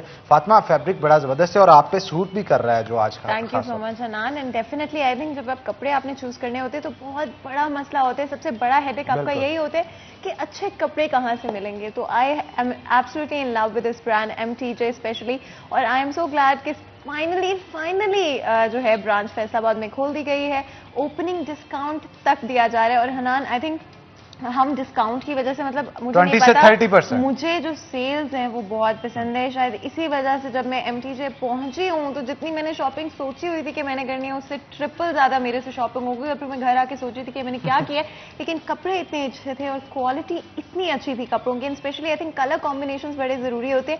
आपको कुछ ऐसा चाहिए होता है जो कि एलिगेंट भी हो, क्लासी भी हो, कलर्स भी अच्छे हों, डिज़ाइन भी अच्छा, और आप फैशन के साथ इन ट्रेंड भी रह सकें। एंड एग्जैक्टली मुझे वो सारी चीज़ें जब एक ही जगह पर इन कपड़ों में मिली तो डेफिनेटली फिर शॉपिंग थोड़ी ज़्यादा तो हो ही जाती है। ईद भी आ रही है अनान, तो आई थिंक ईद के हवाले से अगर देखें तो लाजमी तौर पे बहुत सारे लोग अभी सोच रहे होंगे कि उन्होंने शॉपिंग कहाँ से करनी है। लेकिन तो अभी शॉपिंग करनी चाहिए फातिमा। उसकी वजह यह है कि 20 से 30% तक जो डिस्काउंट है वो अभी शॉपिंग के ऊपर मिल रहा है। कितने दिनों के लिए? और ये काफी दिनों के लिए, अभी 4 से 5 दिनों के लिए तो लाजमी तौर पे है। 4 से 5 दिनों के लिए ये ओपनिंग डिस्काउंट है। ओपनिंग डिस्काउंट है जो कि MTJ ब्रांड की तरफ से दी जा रही है। तो जनाब घर पे ना बैठें, जल्दी से उठें और अच्छी सी शलवार कमीज की परचेजिंग के लिए आप रुख करें चैनवन रोड पे मौलाना तारिक जमील साहब के ब्रांड पे, जहां पे जाके आप रंग बिरंगे और मुनफरिद मलबूसात जो है वो खरीद सकते हैं। और खवातीन के हवाले से मैं लाजमी तौर पे फातिमा डिस्कस करना चाहूंगा। और फातिमा भी वहां पे जब मौजूद थी तो जब सूट्स चेक करती करती अबायाज के पास पहुंची तो वहां पे जाके देखा कि अबायाज के भी बड़े मुनफरिद कलर के अंदर अच्छे डिजाइन में अबाया मौजूद थे। बिल्कुल हनान, क्योंकि बहुत जरूरी होते हैं जो स्पेशली खवातीन अबाया पहनती है उनके लिए ये बहुत होता है कि हमने जो कपड़े पहने होंगे वो हमारे छुप जाएंगे या हमारी जो ड्रेसिंग है वो उतनी अच्छी नहीं लगेंगी। लेकिन सोचें कि आप कवर भी कर सकते हो लेकिन इस तरीके से कि इतनी एलिगेंस हो कि आपको ये चीज स्टाइल और एलिगेंस के साथ। तो लाजमी तौर पर एक वसी कलेक्शन यानी कि एक वसी रेंज मौजूद है बायाज की, जो कि आप वहां पे जाके चेकआउट कर सकते हैं। और स्पेशली मुझे पता है बहुत सारी खवातीन जो है जो पसंद करती हैं बाया पहनना अपनी ड्रेसेस के साथ, उनके लिए काम बहुत आसान हो जाएगा क्योंकि आप मैच भी कर सकते हैं और आप कंबाइन भी कर सकते हैं, जिससे आपका फैशन भी रहेगा और साथ ही साथ आप अपनी जो लुक है उसको भी मेंटेन कर सकेंगे। लाजमी तौर पे आपने उनकी कलेक्शन लाजमी तौर पे जाना है और जाके चेकआउट करनी है। और स्पेशली डिस्काउंट्स मुझे तो बहुत पसंद है हनान। जैसे ही मुझे पता चला कि वहाँ पे सेल लगी हुई है तो मैंने ही हनान को कहा था हनान प्लीज अभी चलते हैं और अभी जाके वहाँ से शॉपिंग कर लेते हैं ज़्यादा सारी। तो आप भी जल्दी से अपने, अगर आप अपनी फ्रेंड्स के साथ जाना चाहते हैं, फैमिली के साथ जाना चाहते हैं, अपने बच्चों के साथ जाना चाहते हैं, हस्बैंड्स के साथ जाना चाहते हैं, लाजमी तौर पे जल्दी से तैयारी पकड़ लें और जाकर MTJ से ज़्यादा सारी शॉपिंग कर लें। और जब भी बात आती है फैब्रिक की तो बहुत फाइन क्वालिटी का फैब्रिक है जनाब MTJ का, तो भूलिएगा मत। इस ईद पे शॉपिंग कहाँ से करनी है? MTJ से। तो जनाब चलते हैं अब किचन में, और किचन में हम बनाएंगे चाय हस्बे रवायत। एक लज्जत भरी भरपूर चाय जो है वो तैयार की जाएगी, जिसका मकसद ये होगा कि चाय की चुस्कियों से आज की सुबह को सुहानी बनाया जाए। तो जनाब आज हम DAT की तरफ से चाय जो है वो तैयार की जाएंगी। DAT बनाने वालों का ये कहना है कि हफ्साने सेहत के असूलों के अन मुताबिक टी को तैयार किया जाता है और इसके साथ साथ क्वालिटी पे कंप्रोमाइज नहीं किया जाता। दुनिया की बेहतरीन बागात से चाय की पत्तियां निकाल के लाई जाती हैं और अपनी ऑडियंस को प्रोवाइड करती हैं, जिसके मकसद ये होता है कि आपको बेहतरीन टेस्ट टेक्सचर वाला चाय जो है वो प्रोवाइड किया जाए। और यही नहीं, इसके साथ साथ मैं आपको बताता चलूं 2 तरह की पैकिंग है इनकी, जिसके अंदर DAT की एक्सट्रीम क्वालिटी और DAT दाने वाली जो है वो मौजूद है। DAT एक्सट्रीम क्वालिटी के हवाले से बताता चलो, ऐसे लोग जो कि जरा नॉर्मल चाय पसंद पीना करते हैं उनकी कोशिश होती है कि एक्सट्रीम क्वालिटी की चाय जो है वो तैयार की जाए। लेकिन हमारी तरह अगर आप भी कड़क चाय के शुदाई हैं तो जनाब उसके लिए आपको DAT दाने वाली लानी होगी। DAT दाने वाली से आपकी कड़क चाय का मजा जो है वो दोबारा हो जाएगा और आप दिन भर के लिए जरा खुशो खुरम भी रहेंगे, चुस्तो तवाना भी रहेंगे। जैसे कि हमारी बड़ी हेक्टिक रूटीन होती है और हमारी कोशिश होती है फातिमा कि कड़क चाय तैयार की जाए और इस कड़क चाय के कप से हम दिन का आगाज करें ताकि दिन भर लगन के साथ जो है वो काम किया जाए। फातिमा आप क्या कहेंगी? चाय आज बना रही हैं और DAT दाने वाली बना रही हैं। बिल्कुल हनान, और आपको पता है कि DAT की 2 क्वालिटीज मौजूद हैं जो कि एक्सट्रीम क्वालिटी है और दाने वाली है, और हमारी पसंद तो दाने वाली ही होती है। और स्पेशली लेकिन रिंग आपने जो पहनी है ना वो मुझे कोई और कहानी बता रही है।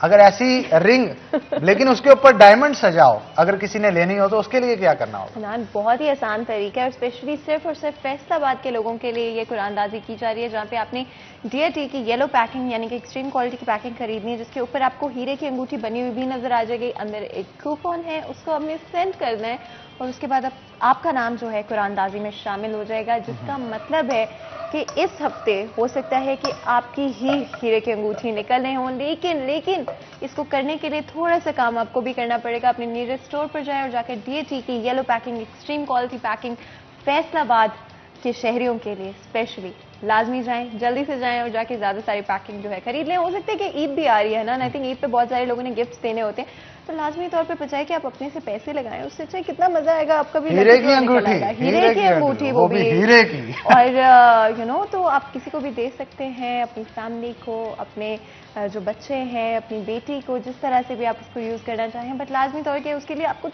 थोड़ा सा काम करना पड़ेगा। लेकिन ये बेटी का लफ्ज यूज कर रहे हैं ना, अंकल को पैगाम दे रही है कुछ फातिमा। तो अंकल अगर आप शो देख रहे हैं तो फातिमा की बात को बिल्कुल काफी अच्छे से। मेरी अम्मी ने जब से हमने ऑब्वियसली उनको पता चला ये, उन्होंने इतने सारे पैकेट्स जो है खरीद लिए और मैं उनको कहती रहती हूँ अम्मी मतलब क्या कर रही हैं, लेकिन क्या कर सकते हैं, हर किसी को हीरे की अंगूठी तो चाहिए। लेकिन हनान ये बातें तो चलती रहेंगी, लेकिन उससे पहले एक छोटा सा ब्रेक ले लेते हैं। ब्रेक के बाद हाजिर होंगे, कहीं मत जाएगा हमारे साथ।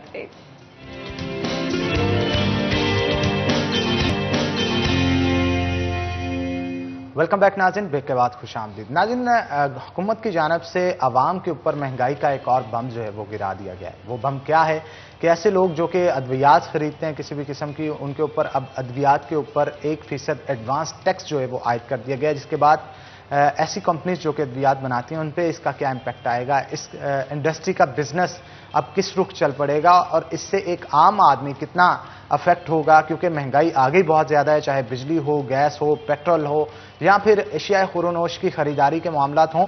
आम आदमी कहाँ पे एग्जिस्ट करता है ये सब लोग जानते हैं। और अगर उनकी माहाना उजरत को देखा जाए उसके बरक्स जितनी महंगाई हो चुकी है, किस तरह से वो अपना गुजर बसर करता है, ये चीज़ जो है वो सोच जो है वो इंसान की अकल में नहीं ये चीज़ें आ रही। क्योंकि एक शख्स जो कि तकरीबन 18 से 20 हज़ार अगर महाना कमाता है, 3 शख्स भी घर पे मौजूद हैं, एक वो खुद है, एक उसकी वाइफ है, एक बच्चा है, तो उसने घर का किराया भी देना है, उसने बिजली का किराया भी देना है, उसने बिजली का बिल भी देना है और गैस का बिल भी देना है। इसके साथ साथ अपने बच्चे की पढ़ाई के एक्सपेंस उसने टॉलरेट करने हैं, बर्दाश्त करने हैं। ये बहुत मामला पचीदा दिन ब दिन होते चले जा रही है। अवाम जो है वो हुकूमत से नाखुश नजर आती है। इन तमाम तर सूरत हाल के हवाले से आज हम गुफ्तगू करेंगे। हमारे साथ मौजूद होंगे शराज भट्ट, हमारे सीनियर रिपोर्टर हैं, हमारे जो रमज़ान ट्रांसमिशन के एंकर पर्सन भी है। तो भट्ट साहब आपको वेलकम करते हैं शो के अंदर। और उनके साथ साथ हमारे साथ मियां तनवीर साहब मौजूद हैं जो कि फार्मास्यूटिकल एसोसिएशन के प्रेसिडेंट भी साबिक रह चुके हैं। तो आपको भी जनाब वेलकम करते हैं शो के अंदर। तो मियां तनवीर साहब की तरफ पहले चलते हैं। मियां साहब, पहले तो इस टैक्स के हवाले से ब्रीफ कीजिएगा कि ये किस मद में लगाया गया है और इससे आपकी जो स्पेसिफिकली फार्मास्यूटिकल इंडस्ट्री है इस पर डायरेक्ट इम्पैक्ट क्या आएगा और एंड कंज्यूमर जो इसका होगा उसको कितनी मुश्किलात का सामना करना पड़ेगा। गवर्नमेंट गाहे बगाहे जो फार्मास्यूटिकल इंडस्ट्री के ऊपर जो टैक्सेस है वो तो पहले भी लगाती रहती है और फार्मास्यूटिकल इंडस्ट्री जो है वो बहुत सारी किस्मों के जो टैक्स हैं वो पहले भी अदा कर रही है। अभी जिस तरह से गवर्नमेंट की कोशिश है कि उनकी जो मोस्ट ऑफ द कलेक्शन है वो इनडायरेक्ट टैक्सेस के जरिए ही है, तो ये भी एक इनडायरेक्ट टैक्स जो है वो एडवांस टैक्स की शक्ल में अभी इस फिनांस बिल में जो है वो नाफिज किया गया है। तो इसमें जो चेन है वो ऊपर से शुरू की गई है। मैन्युफैक्चरर को डिस्ट्रीब्यूटर से एडवांस टैक्स लेना होगा और डिस्ट्रीब्यूटर को जो उसके रिटेलर्स हैं और जो होलसेलर्स हैं वो उनसे 1% और जो फाइलर हैं उनसे 0.5% जो टैक्स है वो कलेक्ट करके तो गवर्नमेंट के अकाउंट में जमा करवाना होगा। देखिए, गवर्नमेंट के टैक्स लगाने पे हमें कोई इतराज़ नहीं है, हम लोग सारे ही टैक्स पेयर हैं, मोस्ट ऑफ अस। डिस्ट्रीब्यूटर भी सारे टैक्स नेट में रजिस्टर्ड हैं, मैन्युफैक्चरर्स वो तो ऑलरेडी रजिस्टर्ड ही हैं, बहुत सारी लिमिटेड कंपनीज हैं और जो कुछ थोड़ी बहुत लिमिटेड नहीं है वो भी टैक्स नेट में हैं और अपने टैक्सेस टर्नओवर टैक्स की शक्ल में, दूसरी जो नॉर्मल रिटर्न्स हैं उनकी शक्ल में भी वो सारे टैक्सेस जो हैं वो अदा कर रहे हैं। जितनी गवर्नमेंट को सप्लाईज की जाती हैं उन पे भी गवर्नमेंट विद होल्डिंग टैक्स की शक्ल में 4.5%, कुछ कंपनी से 4% और कुछ फार्मास्यूटिकल डिस्ट्रीब्यूटर से 1% और सर्जिकल के ऊपर जो है वो 4.5% टैक्स है वो ऑलरेडी डिडक्ट कर रही है। तो हमारा तो गवर्नमेंट से अब भी यही मुतालबा है और इसके लिए हम पूरे पाकिस्तान में जो है वो लोगों के कन्वेंशंस भी हो रहे हैं, मीटिंग्स भी हो रही हैं। जो फार्मास्यूटिकल इंडस्ट्री है वो दोबारा से प्रोटेस्ट पे जाने के लिए तैयार हो रही है और इसी सिलसिले में परसों 7 तारीख को एक पिंडी में पूरा पाकिस्तान लेवल का एक कन्वेंशन भी हो रहा है और उसमें फिर जो भी डिसीजन होगा इसके हवाले से, टैक्सेस के हवाले से, क्योंकि इससे ना सिर्फ फार्मास्यूटिकल इंडस्ट्री के लिए, डिस्ट्रीब्यूटर्स के लिए, ट्रेडर्स के लिए बहुत ज़्यादा मुश्किलात खड़ी हो जाएंगी, बल्कि अवाम के लिए भी जो अद्वियात जो कि पहले ही महंगी हैं, पहले ही उनकी पहुंच से बाहर हैं, वो मजीद महंगी हो जाएंगी। तो ये जो टैक्सेस लगाए गए हैं, ये क्या ये भी बताया गया है कि ये किससे इस्तेमाल किए जाएंगे? क्या किसी और तरह से हेल्थ सर्विसेज के अंदर मरीजों को कोई छूट भी दी जाएगी, कोई उनके लिए मदद भी की जाएगी, कोई इकदाम किए जाएंगे, या फिर सिर्फ ये बता दिया गया कि इतना टैक्स लगाया जाएगा और आपको पे करना ही है, जिससे मुश्किलात जो हैं वो ज्यादा होंगी, कम नहीं होंगी? असल में ये जो टैक्स लगाया गया है ये इनकम टैक्स के एडवांस टैक्स की मद में लगाया गया है। सही। तो इनकम टैक्स का एडवांस जो टैक्स होता है वो पाकिस्तान में जैसा कि आप सब लोगों के इल्म में ही है कि गवर्नमेंट टैक्स कलेक्ट तो कर लेती है, लेकिन आया अगर वो किसी ट्रेड के ऊपर या किसी डिस्ट्रीब्यूटर या दुकानदार के ऊपर वो टैक्स उतना नहीं बनता जितना कि उससे एडवांस टैक्स की शक्ल में ले लिया जाता है, तो उसके रिफंड का कोई सिस्टम नहीं है। साला साल से हमसे भी जो एक्सेस टैक्स इनकम टैक्स की मद में लिया जाता है उसका कभी भी कोई रिफंड नहीं मिला, और अगर कोई बंदा रिफंड लेने की कोशिश करे भी तो उसके ऊपर इतने ज्यादा एक्सपेंस करने पड़ जाते हैं कि वो जितना टैक्स उसने पे किया होता है तो वो उसको भी भूल जाता है, उसको लेने में लग तो सेकेंडली ये जो टैक्स आयद किया गया है इसकी मद में गवर्नमेंट कोई अवाम को रिलीफ देने नहीं जा रही, ये तो जनरल उनकी जो टैक्स कलेक्शन है उसको बढ़ाने की एक कोशिश है।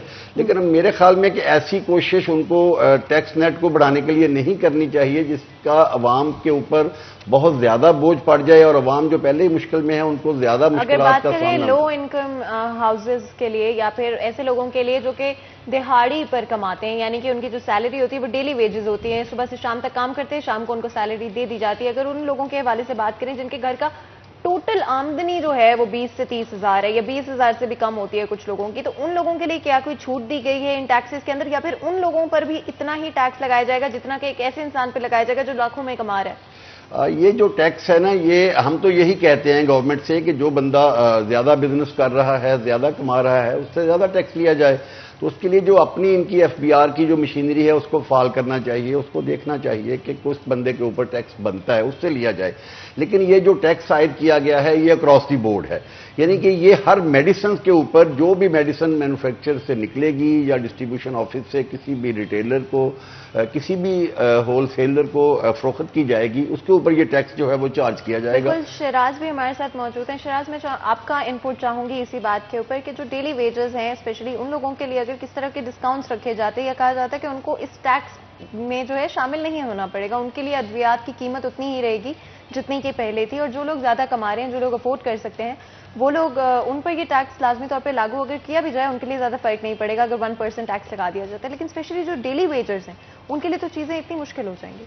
देखिए, ये तो एक नेक्स्ट लेवल है कि आप बहुत ज्यादा फैसिलिटेट करें गरीब आवाम को, उसके बाद जाके ये नेक्स्ट लेवल की बात है। लेकिन ये तो बड़ी सिंपल सी बात है ना, अगर आप बेयर मिनिमम के हवाले से बात करें, बेयर मिनिमम ये है कि आपने 2-2.5 साल पहले देखा होगा, कोविड से पहले जो एक प्रोटेस्ट हुआ था और प्रोटेस्ट के दौरान अद्वियात की सप्लाई बंद कर दी गई थी, मियां सबको भी याद होगा। जी बिल्कुल, उससे कितना प्रॉब्लम हुआ था। हार्ट पेशेंट्स हैं आपके, हर दूसरा घर छोड़ के तीसरे घर में आपके शुगर पेशेंट्स हैं जो कि शुगर की दवाइयां लेते हैं।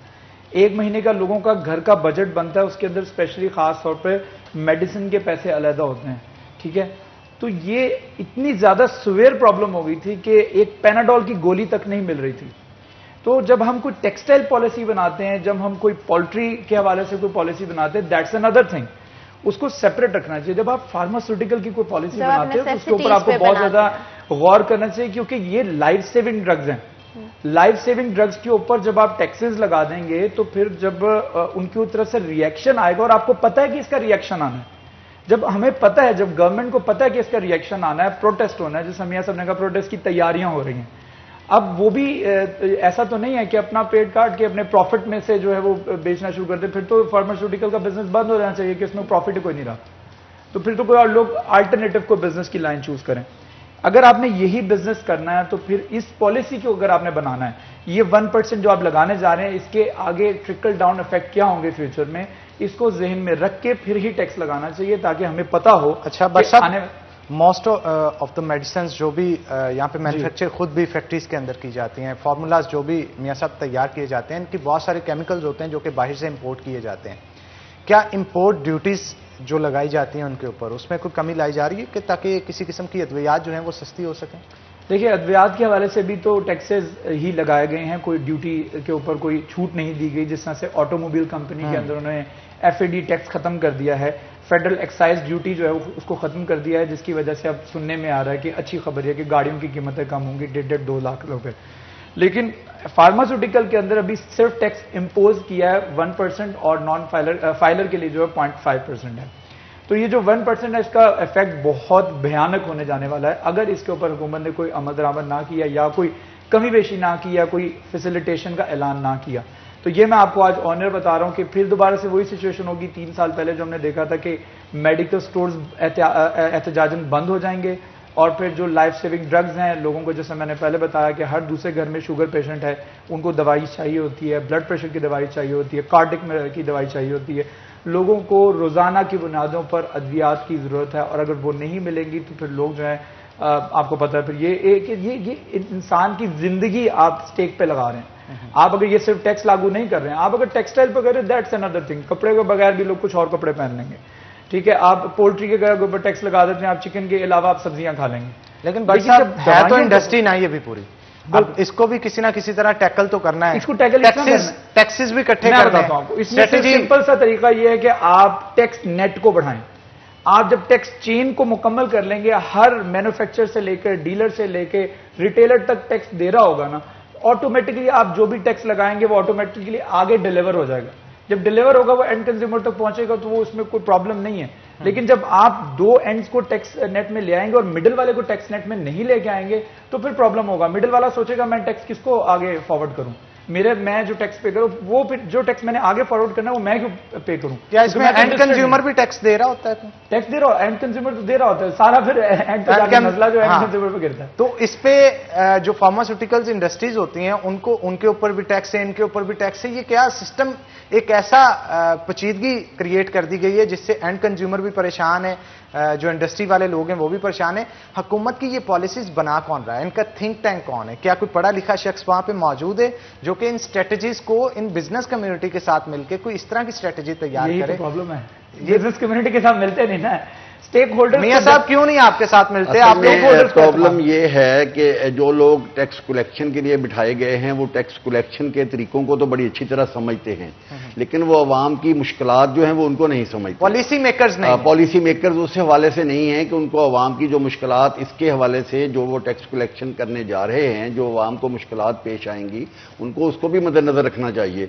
मैं आपको ये फैक्ट बता रहा हूं कि गवर्नमेंट ये जो आधा % या 1% मेडिकल स्टोरों से या डिस्ट्रीब्यूटर से लेने जा रही है, इसके इवज अवाम को 5 से 7% तक जो वो महंगाई है वो भुगतना पड़ेगी। मैं हकीकत में मैं अपने शहर के हवाले से ही बता रहा हूं कि हमारे यहाँ शहर में एक ट्रेंड था, आप लोगों ने भी देखा होगा कि डिफरेंट जो फार्मेसीज थी, मेडिकल स्टोर्स थे, वो अवाम को कंपटीशन के लिए कह लें या अवाम को एक सस्ती अद्वियात मुहैया करने के लिए 5 से 7% तक जो डिस्काउंट है वो पास ऑन करते हैं।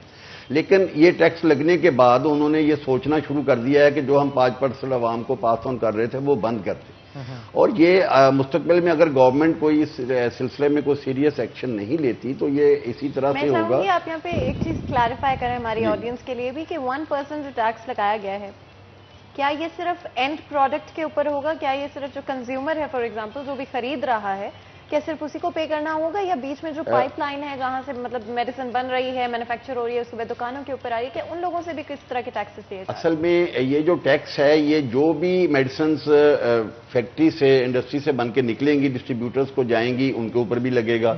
और उसके बाद अगेन जो डिस्ट्रीब्यूटर जो वो पास ऑन करेगा किसी होलसेलर को या रिटेलर्स को, उस पर भी वो टैक्स लेगा। अवाम से ये टैक्स जो कि एक दफा लगाया गया है वो लिया 3 दफा जाएगा डिफरेंट स्टेजेस पे, मतलब स्टेजेस पे होगा। वो आगे मैन्युफैक्चरर जो आगे डीलर को जो है कन्वे कर देगा कि मैंने वहां पे टैक्स दिया है, अब ये आप अदा करो, तो फिर वो आगे अदा करेगा। इस तरह से जिस तरह उन्होंने बताया कि एंड कंज्यूमर के पास जब वो जाएगा तो एंड कंज्यूमर उसका 7 से 8% टैक्स दे रहा होगा, क्योंकि इसके दरमियान में 7 से 8 जगह पे वो सेल आउट हो चुका होगा। इस पे बट सब मजीद भी गुफ्तगू करेंगे, लेकिन एक छोटी सी ब्रेक के बाद, ब्रेक का वक्त हो गया तो नाज़रीन यहाँ पे एक ब्रेक लेंगे, ब्रेक के बाद दोबारा हाजिर होंगे। कहीं मत जाइएगा, हमारे साथ रहिएगा।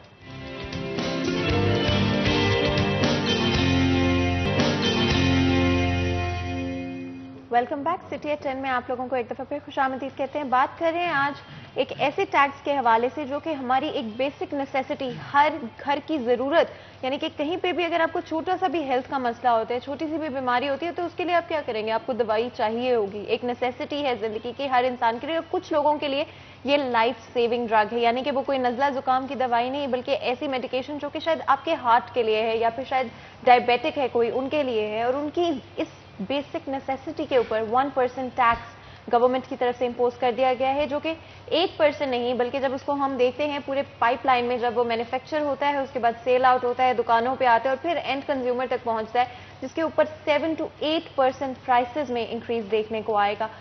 हर किसी के लिए, स्पेशली डेली वेजेस के हवाले से बात करें, उनके लिए चीज़ें बहुत मुश्किल हो जाएंगी। जिस घर का टोटल माहाना जो कमाई है वो 20,000 से 30,000 रुपए है, वो किस तरह से अफोर्ड कर सकते हैं कि 7 से 8% उनकी एक आम दवाई में जो प्राइस है उसकी इंक्रीज हो जाए। एंड ऑफ कोर्स चीज़ें बहुत मुश्किल हो जाएंगी इस तरह से। गवर्नमेंट क्या सोच रही है, जो थिंक टैंक है वो क्यों ये नहीं सोच रहा है कि हम एक ऐसे मुल्क में रहते हैं जहां पर 80% पॉपुलेशन पॉवर्टी लाइन के नीचे है, जिनके घरों में डेली वेजेस काम करते हैं और दिन ब दिन जो है वो पैसे आते हैं, कभी आते हैं और कई दफा तो आते ही नहीं है। तो हमारी गवर्नमेंट क्या सोच रही है? मैं चाहती हूँ शराज, अगर हम इस हवाले से बात करें कि बहुत सारे ममालिक में प्राइवेटाइज मेडिसिन होती है, लेकिन कई जगहों पे गवर्नमेंट की तरफ से भी इशू की जाती है, यानी कि एक ऐसा सिस्टम, हेल्थ केयर सिस्टम जो कि सबके लिए बराबर है, जो किसी के लिए ज्यादा या कम नहीं। अगर आप टैक्स पे करते हो तो आपको अच्छी हेल्थ सर्विस मिलती है, नो मैटर व्हाट। आपको अगर कोई भी, चाहे वो छोटा सा मसला हो या बड़े से बड़ा मसला हो,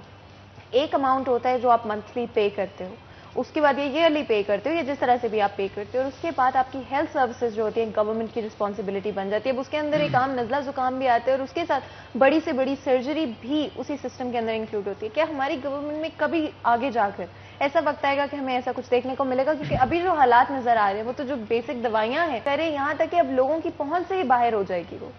देखिए, इस पे आपने सही बताया, वफाकी बजट जो पेश हो रहा था उसमें ये बात हुई थी और बड़ी उम्मीद है कि उसके ऊपर इम्प्लीमेंट भी किया जाएगा। खान साहब इस पर बहुत ज़्यादा गौर कर रहे हैं कि मेडिकल बजट जो है वो हर घर का मुख्तस कर दिया जाए, वो 10,000 हो, 20,000 हो, 30,000 हो, वो एक मुख्तस कर दिया जाएगा शनाख्ती कार्ड वाइज, यानी कि नादरा के साथ कांटेक्ट करके ये देख के डाटा लेके कि कौन कौन लोग जो डिजर्विंग है और उन लोगों को एटलीस्ट चलो स्टार्ट तो होगा ना।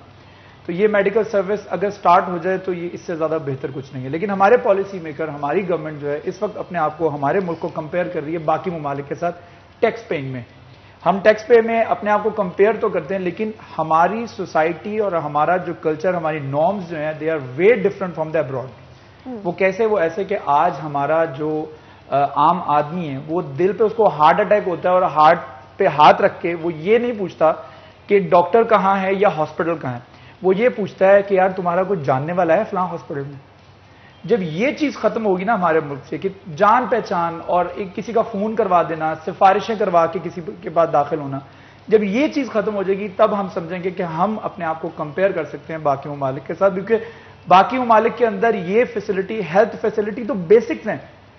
ये बेसिक्स हम नहीं सोच रहे, इस वजह से हम टैक्स इंपोज कर रहे हैं। हम बेसिक सोचें कि हम जब दवाइयों के ऊपर टैक्स लगा रहे हैं उसका इंपैक्ट क्या होगा आने वाले फ्यूचर में। अगर तो फार्मास्यूटिकल एसोसिएशंस ने हड़ताल कर दी और मेडिकल स्टोर्स बंद कर दिए, क्या होगा? लोग अद्वियात के लिए, डिस्प्रिन के लिए सिफारिशें कर रहे होते हैं, कोई डिस्प्रिन की एक पत्ता मिल जाएगा। आप कैन यू इमेजिन? मैंने ये तक देखा लोगों को कि पैनाडॉल नहीं मिल रही, पैनाडॉल के लिए फोन कर रहे हैं, यार एक पैनाडॉल, 2-3 पैनाडॉल के पत्ते जो है वो चाहिए, किसी से अरेंज करवा दो। We are living in the society और हम अपने आप को कंपेयर कर रहे हैं बाकी ममालिक के साथ।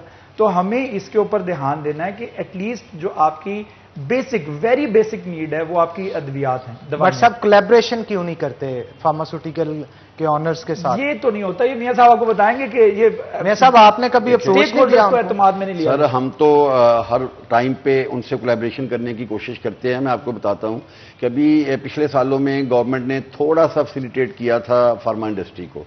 तो पिछले साल का आप डाटा निकाल के देखें कि जुलाई टू दिसंबर जो है वो फार्मास्यूटिकल की जो एक्सपोर्ट है वो 23% बढ़ी थी। ये that is on the record.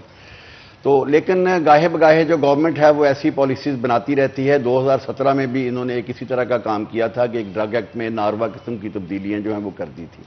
उसके लिए 2018 में पूरी फार्मास्यूटिकल इंडस्ट्री को, मैन्युफैक्चरर से लेकर रिटेलर्स तक, सबको स्ट्राइक पे जाना पड़ा। आप लोगों को याद है कि पूरे पाकिस्तान में कोई दवाई ढूंढने से भी नहीं मिलती थी। लोग सिफारिशों से पैनाडोल का पत्ता या कोई इंजेक्शन या कोई नल, एंटीबायोटिक्स बहुत शॉर्ट हो गई, हर चीज शॉर्ट हो गई थी उस वक्त। तो मतलब मार्केट में कोई चीज भी आपको ढूंढने से नहीं नहीं मिलती थी। रिटेलर से लेके रिटेल, होलसेल, डिस्ट्रीब्यूटर्स और मैन्युफैक्चरर्स सारे स्ट्राइक पे चले गए थे। अभी हम इस तरह की कोई सिमिलर सिचुएशन देखने वाले हैं? आपको लग सिमिलर रहा है कि इस सिचुएशन तरह जो की अनरेस्ट है वो तो फार्मास्यूटिकल ट्रेड में इस वक्त भी उसी तरह से है। अभी तो हम पुरानी ही अपनी बका की जंग लड़ रहे हैं। अभी पिछले दिनों 3 दिन पहले भी जो PPM है, हमारी मैन्युफैक्चरिंग एसोसिएशन है, उन्होंने हेल्थ मिनिस्टर से बात की है। अभी जो हमारे ड्रग एक्ट से रिलेटेड इश्यूज हैं और ड्रग सेल रूल में स्पेशली इन्होंने लाइसेंसों के हवाले से भी काफ़ी प्रॉब्लम क्रिएट किया हुआ है। हमारे मुल्क में देखें, चीज़ों को, ग्राउंड रियलिटी को वो लोग नहीं देखते। हमारे मुल्क में फार्मासिस्ट नहीं हैं। हमारे मुल्क में फार्मासिस्टों की तादाद अभी मेडिकल स्टोर्स के मुकाबले में 1/10 है, लेकिन इन्होंने एक पाबंदी लगा दी है कि जी हर जो मेडिकल स्टोर है उसके ऊपर फार्मासिस्ट हर वक्त मौजूद होना चाहिए। तो इट मीन्स कि अगर कोई फार्मास्यूटिकल मेडिकल स्टोर या फार्मेसी 24 घंटे के लिए खुलती है तो उसके ऊपर 3 फार्मासिस्ट होने चाहिए। तो अगर हम 3 के हिसाब से मल्टीप्लाई करें तो हमारे मुल्क में इस वक्त लाखों फार्मासिस्ट होने चाहिए, जबकि उनकी तादाद अभी मुश्किल चंद हजार है। तो इस तरह से तो हम मतलब जो फार्मा का बिजनेस है उसको बजाय उसको प्रमोट करने के, उसको बंद करने की तरफ लेकर जा रहे हैं। इतने अताई यहाँ पे मौजूद थे, मतलब पहले मेडिकल स्टोर्स कौन चला रहे थे अगर फार्मासिस्ट वहां पे मौजूद नहीं थे? नहीं, असल में फार्मासिस्ट तो हमारे मुल्क में पहले तो थे ही नहीं। पहले तो आज से चंद साल पहले तक हमारे पूरे पंजाब में देयर वाज ओनली 1 यूनिवर्सिटी जहां से वो फार्मेसी के जो ग्रेजुएट थे वो हो रहे थे। अभी चंद शहरों में जैसे हमारे फैसलाबाद में 2 और बने हैं। नहीं, असल में पहले जो बिजनेस हो रहा था इसके लिए एक फार्मेसी जो काउंसिल है उसकी तरफ से एक डिप्लोमा दिया जाता था कैटेगरी बी का, या जो डिस्पेंसर्स का डिप्लोमा होल्डर्स होते थे, मेडिकल स्टोर वो लोग चलाते थे। लेकिन अब तो 5 साल का मुकम्मल ये कोर्स है जो कि फार्मास्यूटिकल। लेकिन उसमें आप देखें ना, 5 साल के कोर्स के बाद वहां से कितने फार्मासिस्ट एक साल में निकलते हैं? 100। अगर आपके पूरे, अच्छा अभी गवर्नमेंट की अपनी ये पोजीशन है कि उसके पास हॉस्पिटल्स में फार्मासिस्ट अपॉइंट करने के लिए फार्मासिस्ट मौजूद नहीं है। हमारा, मैं आपको एक हॉस्पिटल की मिसाल देता हूं कि अलाइड हॉस्पिटल में इस वक्त जो उनकी जितनी स्ट्रेंथ है, जितने हमारे वो नंबर ऑफ बेड्स हैं, उसके हिसाब से कोई 70 या 80 फार्मासिस्ट होने चाहिए हर 50। लेकिन अगर हम ये चीज देखें कि हेल्थ की साथ देखें कि अगर कोई इंसान दवाई खरीदने जा रहा है, उसके पास लिमिटेड इन्फॉर्मेशन है, इवन तो पाकिस्तान के अंदर इन चीजों को ध्यान नहीं दिया जाता, इंपॉर्टेंस नहीं दी जाती, क्या ये जरूरी नहीं है कि वहां पे एक ऐसा शख्स मौजूद हो जिसको पता हो कि वो कौन सी दवाई दे रहा है? अगर एक फार्मेसी 24 घंटे खुली है, उसमें से 8 घंटे वहां पे फार्मासिस्ट नहीं है, तो उन 8 घंटे में कोई दर्जनों लोग होंगे जो कि वहां से दवाई खरीदेंगे, घर जाके वो दवाई का इस्तेमाल करेंगे। कई दफा बुजुर्ग होते हैं आपके घर में जो वो दवाइयां इस्तेमाल कर रहे होते हैं, और कोई एक छोटी सी गलती, और सिर्फ इतनी सी गलती भी कि कोई दवाई ऑलरेडी शायद वो अपने हार्ट के लिए ले रहे हैं, डायबिटीज के लिए ले रहे हैं, और उसके साथ एक गलत दवाई मिक्स कर दी जाए, क्योंकि फार्मासिस्ट को पता होगा कि मैंने ये सवाल पूछना कि ये पहले कौन सी दवाइयां ले रहे हैं, लेकिन एक आम शख्स को ये बात नहीं पता होगी। तो उस लिहाज से देखें, क्या ये जरूरी नहीं है कि किसी भी फार्मेसी में जरूरी है, लेकिन उसके लिए देखें हमारी जो मुल्क की पोजीशन थी उसमें चूंकि हमारे पास फार्मासिस्ट मौजूद नहीं थे, तो फार्मेसी काउंसिल एक उनके एक्सपीरियंस की बुनियाद के ऊपर उनका एक एग्जाम लेती थी। उसके ऊपर एक फार्मेसी होल्डर्स को एक कैटेगरी बी का डिप्लोमा दिया जाता था। उस कैटेगरी बी के डिप्लोमा होल्डर्स को मेडिकल स्टोर्स खोलने की इजाजत दी जाती थी, या उसके लिए क्वालिफाइड डिस्पेंसर जो होते थे उनको मेडिकल स्टोर खोलने की इजाजत दी जाती थी। आम जो लेमैन है वो मेडिकल स्टोर नहीं खोल सकता था। तो अभी चूंकि हमारे फार्मासिस्टों की तादाद उतनी नहीं है, इसलिए ये पॉसिबल नहीं है कि अगर हम हर फार्मेसी के ऊपर एक 3 फार्मासिस्ट अपॉइंट करना शुरू कर दें तो पूरे फैसलाबाद में मेरा ख्याल है कि 50 से ज़्यादा फार्मेसीज नहीं चल सकती, क्योंकि हमारे फैसलाबाद में 200, 150, 200 से ज़्यादा फार्मासिस्ट मौजूद नहीं हैं, और अभी भी सूरत हाल यही है। तो हर साल में जितने एडअप होते हैं उतने तो फार्मासिस्ट हमारे जो गवर्नमेंट की अपनी रिक्वायरमेंट है, उनकी जो जॉब, उनके जो ड्रग इंस्पेक्टर्स हैं, जो हमारे मैन्युफैक्चर यूनिट्स के लिए जहाँ पे अद्वियात तैयार हो रही हैं वहाँ के लिए फार्मासिस्ट चाहिए। हमारे हॉस्पिटल्स जो हैं, सरकारी हॉस्पिटल, प्राइवेट हॉस्पिटल्स को तो छोड़ दें, हमारे सरकारी हॉस्पिटल्स में अपॉइंट करने के लिए जहां पे 80 फार्मासिस्ट चाहिए, वहां पर इस वक्त सिर्फ 4 फार्मासिस्ट काम कर रहे हैं। अपॉइंटमेंट्स भी तो होनी चाहिए ना, हम तो सारी वैकेंसीज ही नहीं जब आप निकालेंगे तो किस तरह से जाके वहां पे अपॉइंट कर पाएंगे। और दूसरी एक और चीज मियां साहब कि हमारे यहाँ पे जितने भी फार्मेसीज हैं, आपने भी नोट किया होगा, प्रिस्क्रिप्शन को पढ़ने का ट्रेंड बहुत कम है। मतलब प्रिस्क्रिप्शन के बगैर ही आपको मेडिसिन जो है वो दे दी जाती है। मैं जाके वहां पे पैनाडोल खरीदूं, एंटीबायोटिक कोई खरीदूं, कोई इंजेक्शन खरीदूं, पूछा नहीं जाएगा किस डॉक्टर ने रिकमेंड की है, जस्ट आपको दे दी जाए? वो बिल्कुल गलत है। हम खुद इसको कंडेम करते हैं, ये नहीं होना चाहिए। लेकिन असल में चूंकि हमारे मुल्क ये ट्रेंड वैसे अब कम हो रहा है। अब पहले से जो सेल्फ मेडिकेशन है, इसमें हम लोगों को भी थोड़ा सा समझदारी से काम लेना चाहिए। हम लोग चूंकि जब भी हमें कोई छोटी मोटी तकलीफ होती है तो बजाय हम लोग डॉक्टर के पास जाने के, हम मेडिकल स्टोर वाले के पास जाते हैं, उसे कहते हैं यार हमें ये प्रॉब्लम है, हमारे पेट में दर्द हो रहा है, हमें यार कोई गोली दे दो। अगर मेडिकल स्टोर वाला उसको कहता भी है कि भाई आप ये हॉस्पिटल है, तो आप अंदर डॉक्टर साहब के पास चले जाएं, वो कहे यार अंदर कौन जाएगा, वहां जाकर तो मेरा 1.5 घंटा वहीं पे लग जाएगा। तो ये अवेयरनेस की जरूरत है। जब तक ये अवेयरनेस नहीं आएगी आवाम के अंदर, वो मेडिकल स्टोर्स वाले भी जो है वो क्या कर सकते हैं। तो बहुत शुक्रिया तनवीर साहब आज के शो में आने के लिए। शराज भट्ट साहब आपका भी बहुत शुक्रिया आज के शो में आने के लिए। इसी के साथ नाज़रीन आज के प्रोग्राम से अपने मेजबान हन्नान बुखारी और फातिमा नासिर को इजाजत दें। अपना बहुत बहुत ख्याल रखें। हम मिलेंगे आपसे अगली दफा। तब तक के लिए अल्लाह हाफ़िज़। अल्लाह हाफ़िज़।